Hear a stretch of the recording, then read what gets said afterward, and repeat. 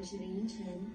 2021年全球面临车用晶片短缺，还好这条路上有你们的信心，为 Focus 持续创造好成绩。让我们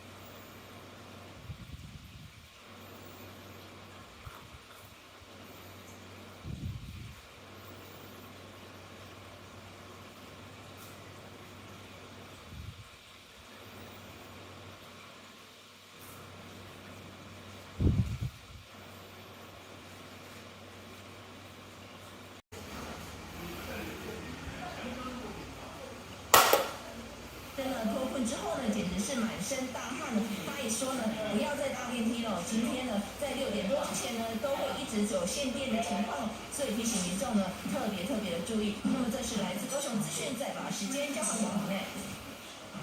有没有觉得不舒服？没有，那你等我们一下，那个师傅在拿着工具。高雄市内的民众受困的电梯，消防人员紧急抢救，终于把他拉了出来。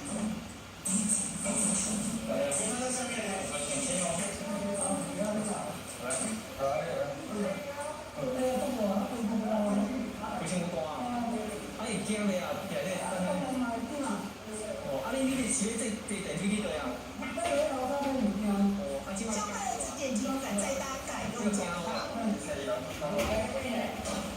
嘉义民雄也有夫妻。